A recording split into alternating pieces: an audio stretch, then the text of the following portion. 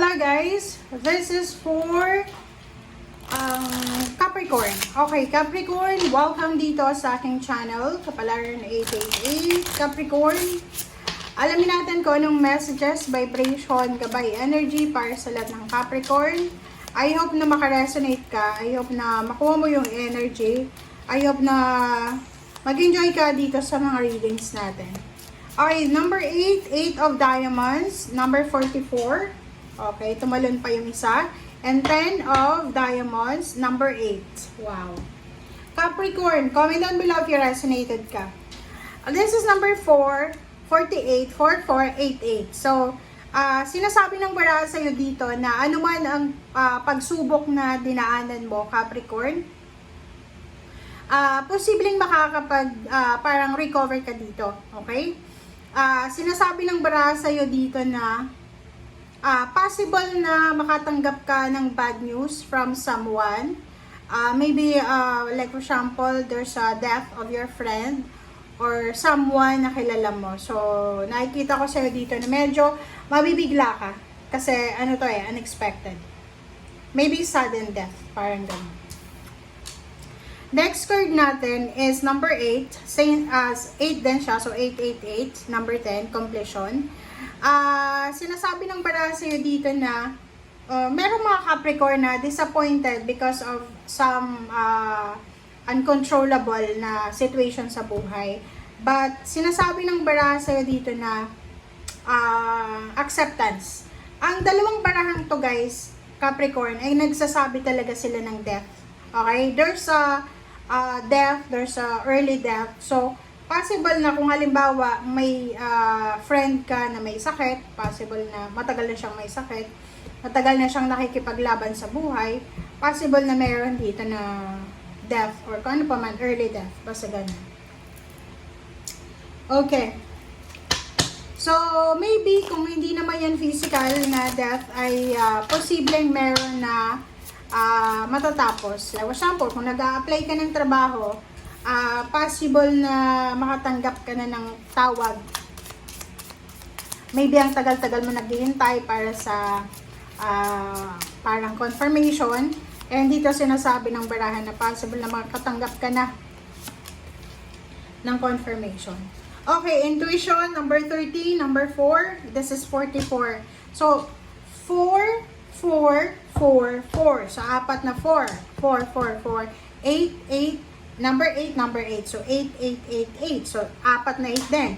So, sinasabi ng bara sa'yo dito na makinig ka sa sinasabi ng iyong intuition. Okay? Makinig ka sa sinasabi ng iyong intuition, Capricorn. And at the same time, siguro like, for example, kung feeling mo, sluggish yung pakiramdam mo, like napapagod ka, yung parang wala ka namang ginagawa, na-stress ka, parang may anxiety ka, nananervyos ka, nag-aalala ka, nagpapanik ka, sinasabi ng bara sa'yo dito na you need to purify. So, purify your thoughts, diba? Purify your emotion. Iwasan natin yung negative thoughts. Iwasan natin yung mag-isip ng negatibo. Iwasan natin yung mag-isip ng mga bagay-bagay na hindi naman natin kailangan na dapat na isipin. Yung purification na to, unahin natin sa physical na body natin, okay? So, maybe kailangan mong mag-detox, mag-purify.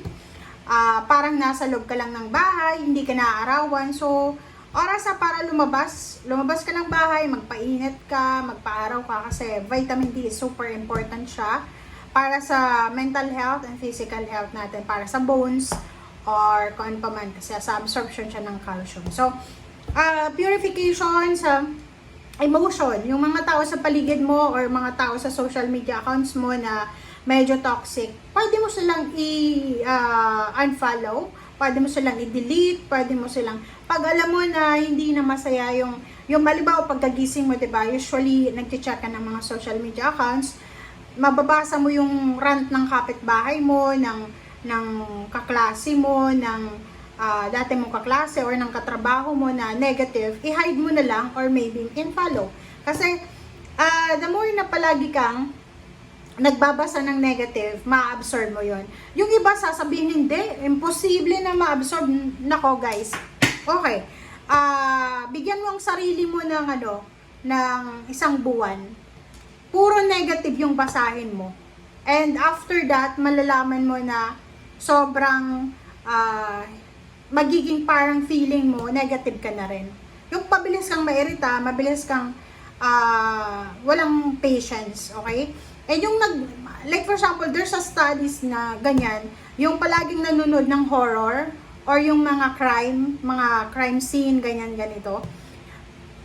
Sinasabi, sa psychology siya, isang psychologist yon, basta nabasa ko yun from Canada, Australia, ata yun, na may epekto siya sa utak ng tao na palaging nanonood, okay? Nang ganon. Like for example, yung palaging nanonood ng pelikula na like murder, ganyan, ganito, may mga tao na na-absorb yun ng utak nila, ng even puso nila, nakala nila, yung parang yung pelikula, akala nila totoo, hindi na nila ma-determine kung ano ba yun, fantasy ba yun, katotohanan ba yun, or hindi. So, kaya minsan, pag halimbawa nawawala ng parang pag-asa, may mga bagay-bagay silang ginagawa na hindi dapat gawin because ganoon palagi yung ginagawa nila, yung nanonood sila ng mga pelikula na negative. Yung murder guys, murder case, kanyan, mga horror na yan,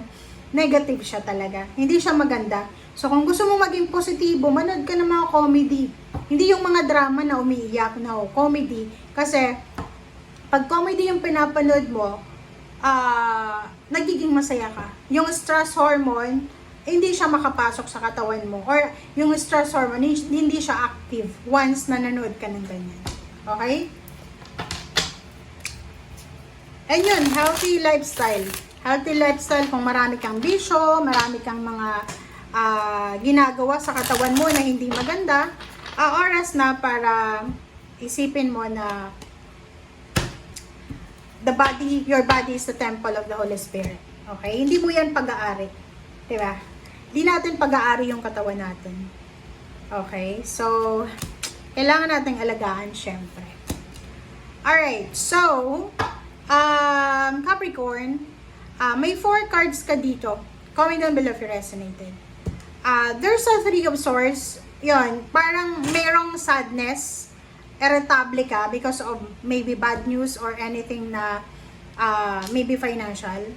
For example, may mga pautang ka, hindi mo makuha yung pera kasi hindi nagbabayad For example, may trabaho ka, yung nangutang sa'yo, parang iniisip niya, si Capricorn may trabaho yan, so hindi ka na muna siya babayaran. Or yung iba naman, parang, alam mo yun, walang-wala ka ng pera, pero yung mga taong nangutang sa'yo, may atraso sa'yo, parang hindi nila napapansin na kailangan mo ng pera.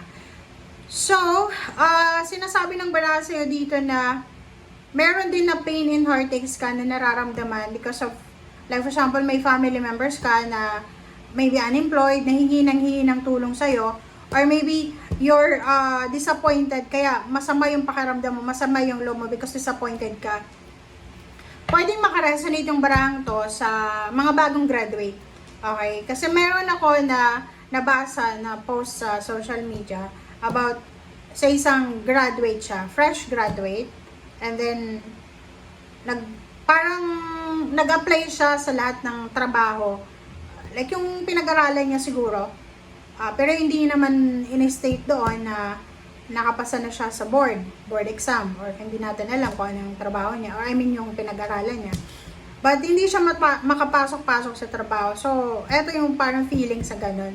Disappointments, dismayado ka talaga, hindi mo alam, parang iniisip mo, like especially kung ikaw ay may mga awards, Latin honor ka. So, may isip mo na, ano ba yung silbi ng awards ko? Ano bang silbi ng diploma ko? So, nakikita ko sir dito ganun, merong mga Capricorn na disappointed sila because parang iniisip nila na ang hirap-hirap makakahawak ng pera. Ang hirap-hirap makatanggap ng bonus, ng increase, or ng pagtaas ng posisyon, or yung iba talaga nahirapan magtrabaho or nahirapan mag-apply ng trabaho. But sinasabi ng Braseo dito na ano man ang pinagdadaanan mo sa ngayon, tingnan mo yung past mo, 'di ba? alin ang mas maganda, yung past mo or ngayon? Kasi kung masyado kang nakafocus sa kasalukuyan mo, and yung kasalukuyan mong sitwasyon is mas maganda pa kaysa sa past mo, hindi yun reasonable eh. Masyado lang tayong demanding, entitled. Which is, alam nyo ba, na yung isa sa mga secret ng manifestation is, dapat hindi tayo nagrereklamo. Kahit ngayong sa isip lang na nagrereklamo ka, hindi dapat tayo nagrereklamo ng reklamo. Kasi the more na magreklamo ka, the more na lalayo yung grasya. Okay? And, Five of Cups, sinasabi ng bara sa'yo na maraming parang nawala sa'yo. So, may mga iba sa inyo dyan na may mga regrets kayo na nararamdaman. Yung parang tawag dyan, yung kanta ng Cup of Joe. Diba? Yung multo. Maraming multo. Like for example kayo, marami kayong multo sa buhay nyo.